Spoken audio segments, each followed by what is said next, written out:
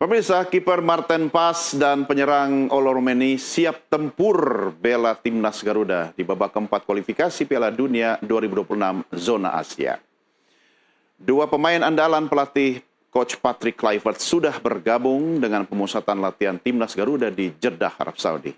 Martin Pas punya rekor bagus saat melawan Arab September tahun lalu. Kiper klub FC Dallas itu menepis sepakan penalti pemain Saudi sehingga laga berakhir imbang 1-1. Sementara Romeni totalitas untuk mempercepat pemulihan cederanya dengan tidak memakan gula sama sekali. He's on the right turn.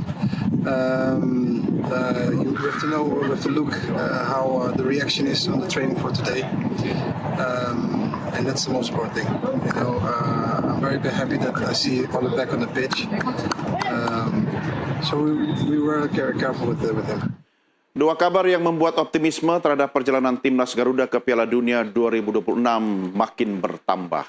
Lebih jelasnya, pemirsa, mari sama-sama kita diskusikan dengan narasumber kami yang sudah terhubung melalui sambungan Zoom, analis sepak bola Yusuf Kurniawan alias Bung Yuke. Bung Yuke, dua nama yang menggugah semangat kita makin optimis. Komentar Anda?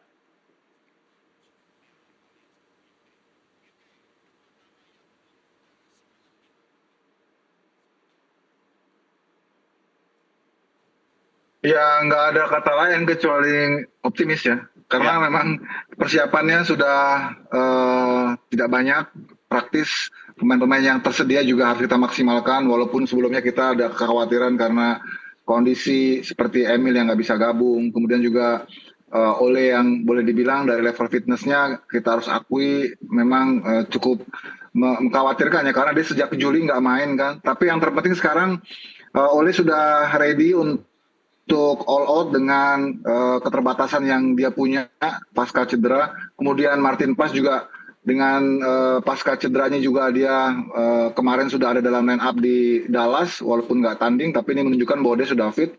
Semoga aja kendala-kendala yang ada sebelumnya sudah bisa tereliminasi lah dengan kesiapan dari Martin Pas maupun juga Ole gitu. Karena ini memang dua pemain kunci ya. Yang satu di paling belakang, yang satu di paling depan gitu. Ini kan sumbu ya, sama-sama kutub yang paling menentukan ya dari poros permainan kita, dari kiper sampai ke striker gitu ya. Ya, waktu TC yang sangat mepet dan singkat gimana tuh, Bung?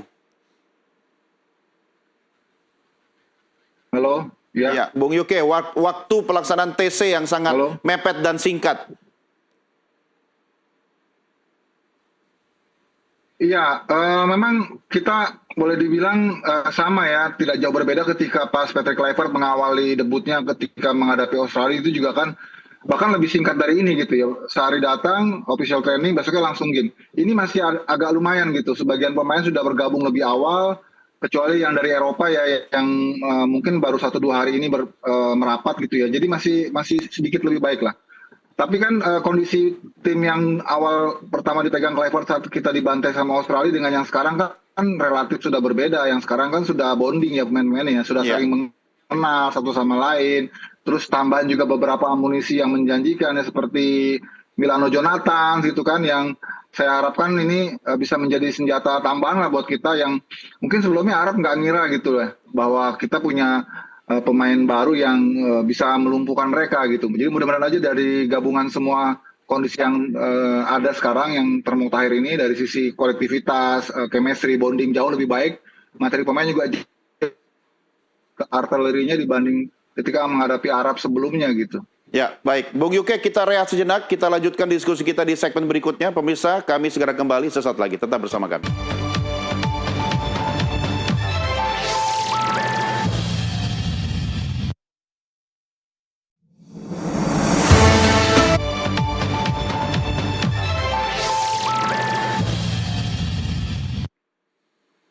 Terima kasih masih bersama kami. Saya tengah berbincang dengan analis sepak bola Yusuf Kurniawan alias Bung Yuke. Masih bersama kami Bung Yuke. Ini kalau kita menyimak statement Ole beberapa waktu terakhir ini, dia sangat memiliki manifestasi optimis ya. Artinya dia sangat positif untuk kemudian menghasilkan yang terbaik dalam laga melawan Arab Saudi nanti. Ini menurut Anda, Bung, apakah bisa menular ke skuad Garuda kita atau hanya untuk melahirkan dia sebagai bintang lapangan saja? Komentarnya, Bung Yuke.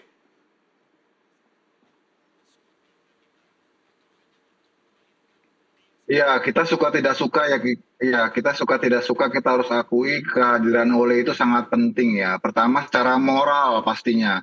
Karena kan sebelum sebelum Ole datang kita sadari betul kesulitan kita klinis gitu ya, kurang tajam. Tapi begitu Ole datang, itu gol demi gol dan keraguan kita akan lini depan kita sudah terobati. Nah, di saat menentukan seperti ini, kita perlu tentu kita sadar bahwa dia tidak dalam kondisi yang fit, itu pasti.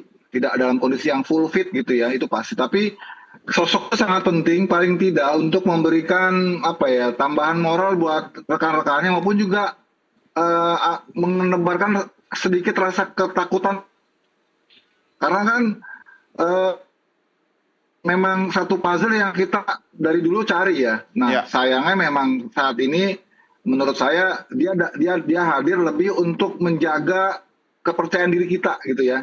Karena kalau untuk buat main all out saya kira dia sudah lama tidak main bola kompetitif dari bulan Juli jadi agak sulit untuk bisa diharapkan.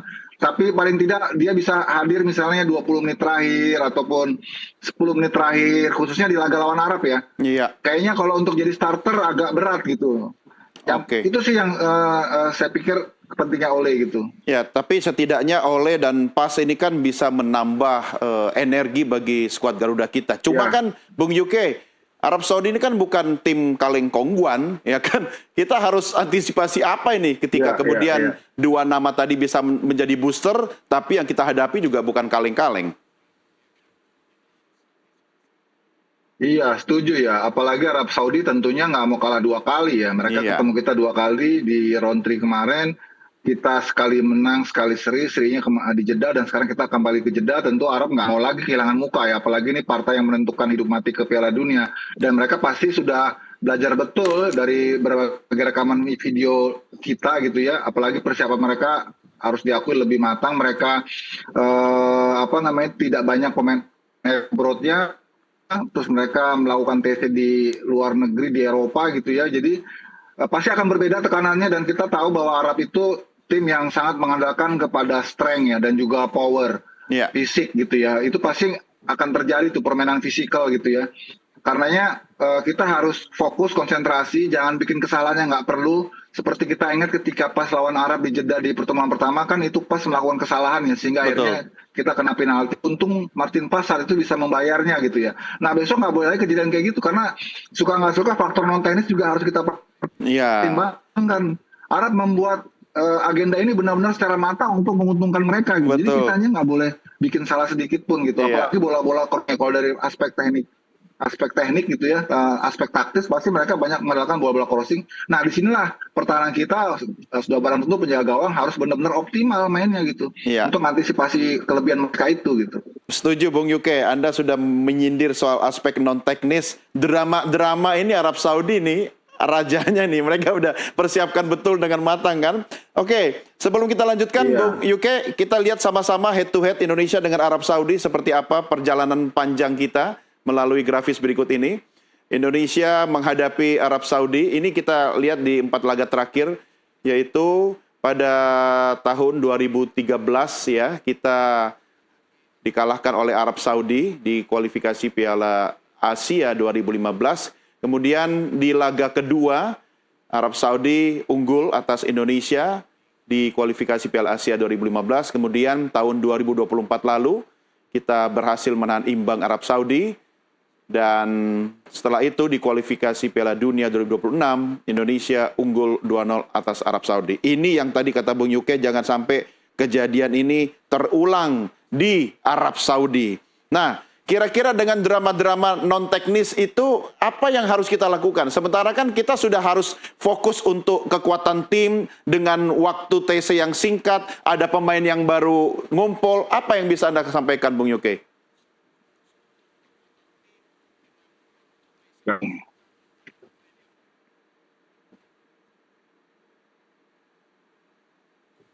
Iya, setuju tadi apa yang dikatakan Bung Doni. Kita fokus dengan kekuatan kita aja, fokus dengan diri kita aja gitu. Jangan terlalu memikirkan aspek-aspek non teknis dari sesuatu yang kita nggak bisa kontrol gitu ya. Ya. Karena kan orang pihak lain boleh merencanakan sesuatu untuk kita, tapi kita harus punya rencana buat diri kita sendiri gitu.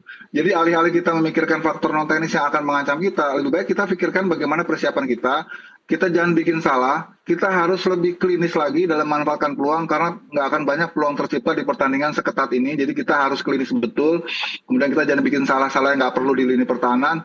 Dan kalau bisa kita bikin gol lebih dulu gitu ya. Oke. Karena itu sangat penting untuk kita. Dan ingat bahwa kita kalau kita mau menang ya kita harus tunjukin kualitas kita dan kita pantas memang untuk menang gitu. Jadi jangan berharap ada kebaikan dari hal-hal lain lah ya di luar dari hal yang kita bisa kontrol, yaitu pertandingan itu sendiri gitu. Kuncinya di babak pertama kalau bisa kita gol lebih dulu ya. Tapi bukan berarti kita gaspol begitu Bung Yuke. Bagaimana menjaga stamina hingga babak terakhir, apalagi kalau kata Anda nanti Ole paling tidak 15 menit terakhir baru turun begitu? Iya, setuju ya. Ini harus diingat juga bahwa pertandingan ini 2 kali 45, artinya 90 menit. Ini pasti akan full intensity. Kita harus benar-benar efisien dalam mengatur ritme permainan ya, tidak boleh terlalu naif ya bermain menyerang polos gitu ya. Kita harus kalkulasi secara matang kapan saatnya main tempo, kapan saatnya ambil kesempatan untuk transisi cepat, kapan saatnya harus retreat, atur organisasi lagi gitu ya. Jangan main ngikutin gayanya Arab yang maunya cepat-cepat ya. Karena mereka mindahin bolanya itu cepat karena mereka punya strength ya. Ya. Kalau kita kan ini pemain sebagian baru datang dari Eropa, pasti sedikit banyak akan capek juga ya. Jadi apalagi ini laga pertama ya, laga pertama kita pasti kondisinya belum ideal ya karena sebagian pemain baru gabung, baru aklimatisasi lagi. Jadi yang penting kita nggak kalah deh lawan Arab deh. Ya. Kita kalkulasi saya gitu ya, kita nggak kalah lawan Arab, syukur-syukur bisa menang. Tapi lawan Irak kita wajib menang kalau Oke. kita mau mimpi lolos gitu. Itu nggak ada cerita tuh. Makanya lawan Arab ini dengan pertimbangan dia tuan rumah, pertimbangan kita juga baru datang, ini game pertama, yang penting kita nggak kalah gitu aja sih. Ya. Itu kuncinya tuh lawan Arab, kita jangan sampai kalah, kita jangan kecolongan dulu. Kalau kita kecolongan dulu, kita makin berat beban kita, makin ruwet nanti situasi di lapangannya juga gitu. Ya. Cuma kan kalau kita harus melewati Arab Saudi kemudian berhadapan dengan Irak, Irak kan juga raksasa Asia nih Bung Yuke. Ya, saya akui Irak memang nggak jauh beda dengan Arab Saudi. Tapi ingat, Irak itu bisa ngalahin kita kemarin di Piala Asia maupun juga di di round 2 ya. Di round 2 kemarin itu posisi tim kita belum komplit seperti sekarang. Kalau sekarang nih udah full tim nih, banyak pemain-pemain diaspora yang terakhir bergabung itu sudah ada di tim ini yang itu belum dihadapi oleh Irak. Jadi kita bisa masih optimis lah bahwa adanya Ole, kemudian ada juga Emiliano Jonathan. Performa para pemain kita yang sekarang sedang on fire di masing-masing klubnya ya, kayak kemarin Dean James bisa bikin 2 assist di Liga Eropa untuk God Ahead Eagles, terus kayak Kevin Verdong yang main full team kemarin lawan Villarreal, terus yang dari Thailand ya Sen Patinama, Sandy Walsh yang kemarin main sangat luar biasa juga, dipercaya selalu menjadi main starter di Liga 1 Thailand. Jadi hal-hal positif inilah yang saya kira membuat Indonesia berbeda yang dihadapi oleh Irak sebelumnya dengan yang sekarang. Kita lebih komplit dan kondisi para pemain yang reguler starting itu memang dalam posisi on fire. Jadi saya lebih optimis kita bisa menang lawan Irak sih menurut saya sih. Karena Irak pun juga sama, mereka juga kan sama-sama tim tamu ya, maksudnya tim yang tidak diuntungkan sebenarnya. Ya. Tapi kita lebih tidak diuntungkan persoalannya karena kita main back to back. Jadi lawan Arab main duluan terus kita masih capek, kita ketemu Irak langsung, sementara Irak ketemu kita baru game pertama. Nah, ini kan yang bikin kita jadi deg-degan gitu ya. Makanya oke deh kalau gitu lawan Arab nih anggap aja kita 1 poin maksimalnya. Tapi lawan Irak kita udah harus tidak lain ya menang gitu kalau kita mau mimpi lolos gitu. Kalau enggak ya selesai kita. Ya. Bung Yuke, ini aspek penjaga gawang ini bagaimana komentar Anda dengan Abang Marten Pas ini? Kan penjaga gawang modern kan bukan cuma jaga gawang doang, dia harus jadi sweeper keeper ya. Nah itu konsep seperti itu bagaimana kalau kita menghadapi Arab Saudi nanti? Ya itu dia. Memang sekarang itu kiper 70% udah mesti banyak di kaki ya, main build up. Karena dari awal serangan kan dimulai dari penjaga gawang. Kadang-kadang penjaga gawang juga suka menentukan bola-bola long tour yang bisa menghasilkan gol juga. Itu sekarang udah banyak. Memang dibanding Emil, Martin Paes itu tidak lebih better untuk build up-nya. Ya. Tapi dia untuk stop goalkeeping itu bagus, sama bagusnya dengan Emil. Maksudnya dia memang tipikal kiper yang dominan untuk menghentikan tendangan-tendangan lawan ya. Alih-alih main dari build up gitu ya. Nah sekarang yang harus kita manfaatkan bagaimana supaya koordinasi antara back-back kita dengan Martin Paes ini itu benar-benar padu gitu ya. Karena ini sangat sangat penting sekali. Kalau untuk build up kita nggak bisa terlalu banyak berharap ya. Main lawan Arab, pasti Arab mainnya akan high press. Kita nggak boleh terlalu mudah bermain build up serampangan ya. Harus benar-benar hati-hati, harus benar-benar terukur gitu ya. Harus pasti gitu. Dan kita nggak bisa terlalu ngandelin kiper juga. Kalau kita bilang berarti dari posisi pemain back kita yang harus benar-benar matang gitu ya dalam menyusun build up gitu ya. Biarlah Martin Paes fokus untuk sebagai stop goalkeeper aja yang memang tugasnya menghentikan tembakan-tembakan lawan. Jangan lagi ditumpukan untuk menjadi istilahnya goalkeeper yang memang melakukan build up gitu.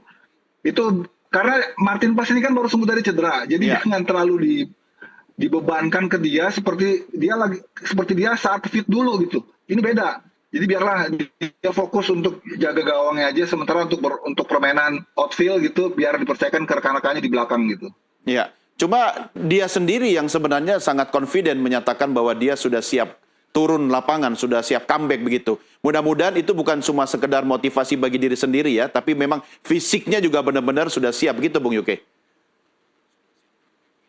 Setuju. Semoga saja memang ini istilahnya dia sembuhnya atau pulihnya di saat waktu yang tepat ya. Karena kan di laga FC Dallas kemarin dia sudah ada dalam line up walaupun tidak dimainkan. Artinya kan dari klub juga sudah mengkonfirmasi bahwa dia sudah ready untuk main gitu ya.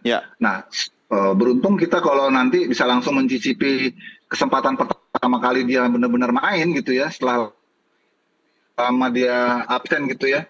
Semoga artinya dia lebih bugar ya, lebih segar gitu kan. Nah ini yang diharapkan dia bisa benar-benar fit gitu ya secara teknis maupun juga secara mental karena dia fresh gitu.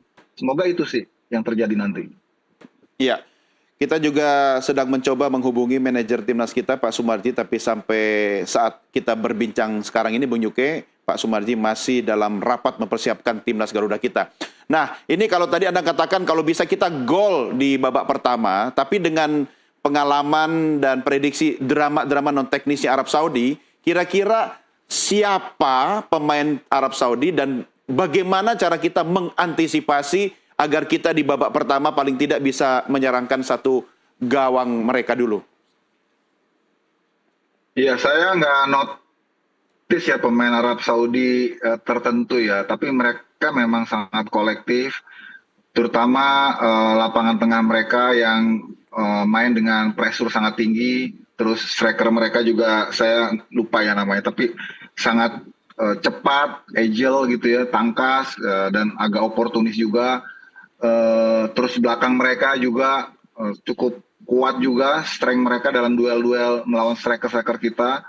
Jadi kalau saya lebih cenderung kita bisa bermain ketika lawan Bahrain ya, itu permainan yang menurut saya sangat cerdas ya dari tim kita. Tidak meladeni permainan terbuka yang frontal gitu dari lawan, kita yang pegang kendali, kita yang atur tempo, kapan saatnya kita nyerang, kapan saatnya kita delay, semua diatur dengan sangat baik. Ada Joe Pelupesi, kunci nanti pasti Joe yang akan banyak memainkan perannya di kedalaman, kemudian Tom Haye yang pasti ditugaskan juga akan menjadi prosesor ya, kreator serangan. Nah, dari dua pemain inilah sebenarnya nyawa kita berada nanti ya. Kalau mereka tampil fit gitu ya, mereka Joy mampu menjaga sebagai filter yang baik di lapangan tengah, terus kemudian Tom Haye bisa menjadi kreator seperti kita kenal profesor gitu ya, pada game-game sebelumnya dia bisa tampil optimal gitu. wah ini saya kita bisa enak gitu ya mainnya dengan percaya diri. Apalagi di belakang JIJ juga memiliki confidence yang sedang tinggi nih kapten kita di Sassuolo dia main terus sebagai pemain inti. Jadi saya harapkan kita bermain lebih apa ya, lebih tenang gitu ya, tidak gerasa gerusu gitu ya, tidak panik gitu ya. Karena pasti Arab main akan high press gitu ya. Tapi kalau kita bisa keluar dari tekanan mereka, kita bisa main dengan cara kita memanfaatkan kita punya kelebihan dan kecepatan pemain-pemain sayap kita ya, seperti Jakob, Miliano Jonathan. Ya insya Allah ya, kita bisa punya ekspektasi tinggi gitu di laga lawan Arab nanti. Semoga aja sesuai dengan skenario yang kita bayangkan ya. Kadang-kadang kan di lapangan kan ada hal-hal yang nggak kita bisa duga gitu ya. Itu terjadi gitu. Ya, kalau soal kekompakan dan chemistry antara timnas Garuda dibandingkan dengan timnas Arab Saudi, ditambah lagi waktu kebersamaan kita yang sangat mepet, apa yang harus kita antisipasi? Kalau melihat, Anda kan tadi katakan bahwa timnas Arab Saudi sebenarnya lebih solid dari kekompakan timnya. Bagaimana Anda bisa analisa soal itu, Bung Yuke?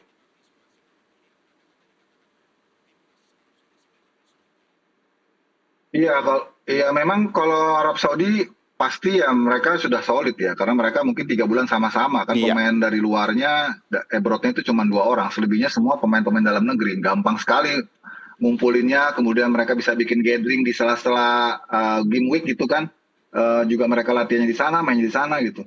Nah kalau kita ya lebih lebih bagaimana menjalin komunikasi satu sama lain ya. Kalau saya dengar kemarin kan tim pelatih kan terus melakukan monitoring ya kepada pemain-pemain yang abroad gitu ya, komunikasi, kemudian melakukan Zoom, saling bertukar informasi, menanyakan bagaimana perkembangan masing-masing pemain tersebut. Bahkan untuk kasus oleh Romani kita kirimkan apa namanya staf khusus ke sana untuk ikut membantu dalam penanganan cederanya gitu ya.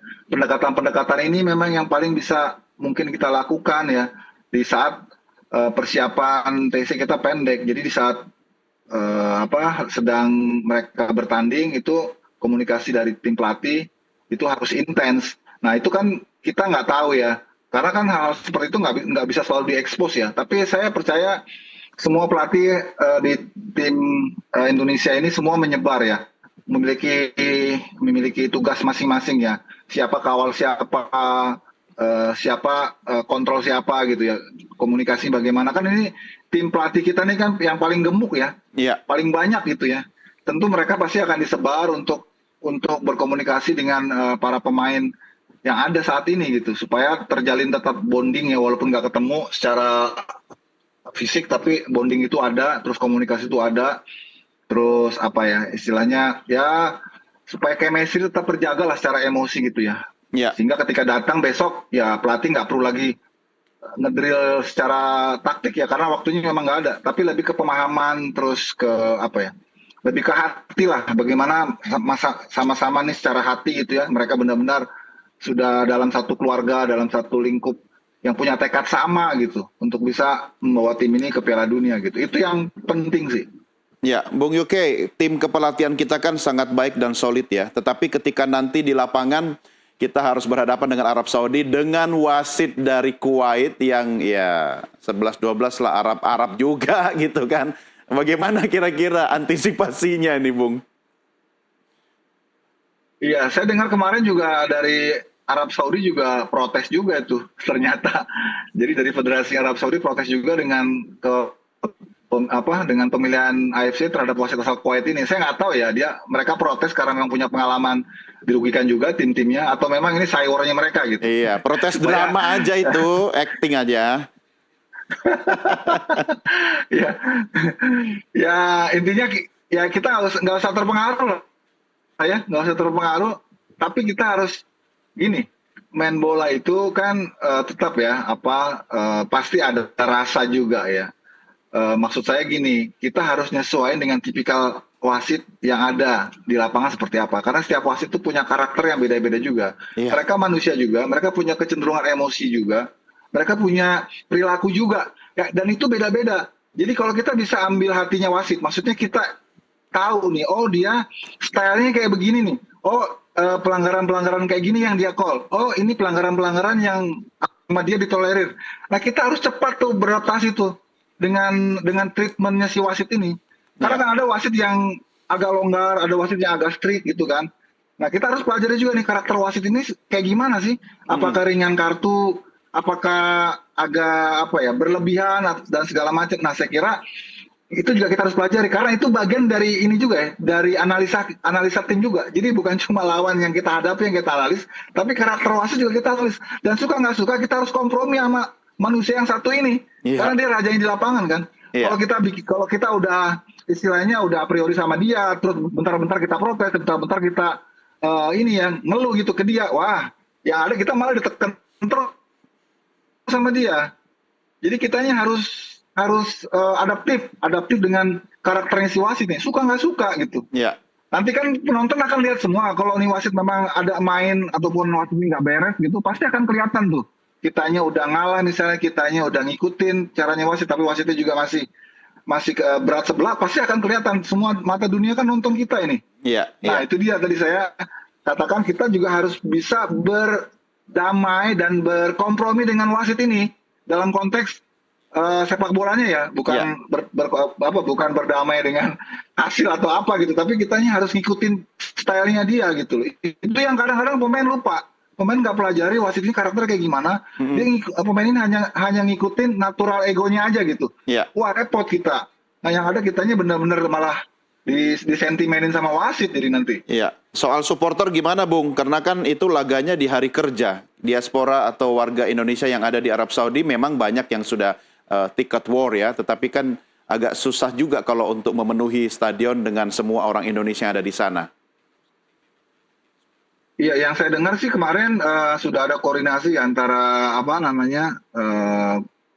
koordinator supporter kita yang di Jeddah gitu ya dengan federasi, karena yang saya dengar tiket itu memang dialokasikan lewat federasi ya, yang kemudian mendistribusikan dengan supporter yang ada kita di sana. Kita kalau nggak salah dapat jatah 8.000 tiket ya, 6.000 atau 8.000.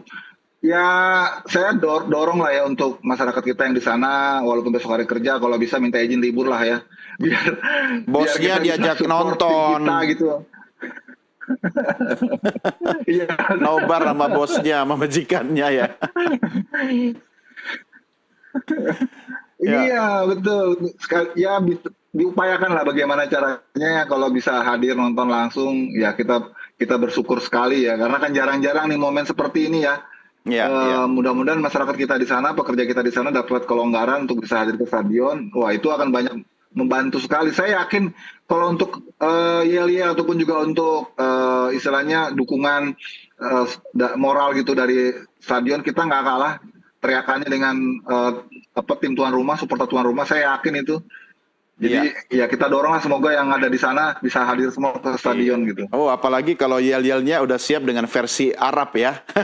Nggak kalah kita. Oke, Bung, kira-kira prediksi skor nih lawan Arab Saudi kita berapa? Wah, ini berat ya kalau prediksi nih. Nanti kalau saya bilang imbang, saya diserang nih. Kalau saya bilang menang, wah terlalu ini, nggak realistis gitu ya. Jadi saya cuma bilang ini 50-50. 50-50, tapi kecenderungan imbang itu lebih dominan kayaknya sih. Oke, kalau sama Irak gimana? Anda pasti lebih berani nyebut angka nih. Iya, kalau Irak kita bisa menang lah, minimal 1 gol lah, 1-0 atau 2-1 gitu. Nggak banyak juga, tapi kita menang, itu yang penting. Oke, siap. Mudah-mudahan yang terbaik tentu kita dukung timnas Garuda kita. Bung Yuke, terima kasih. Sampai jumpa lagi. Selamat malam. Ya, demikian diskusi saya secara daring dengan analis sepak bola Yusuf Kurniawan. Pemirsa, jangan beranjak dulu karena NTV Prime masih akan kembali dengan beragam berita lainnya sesaat lagi.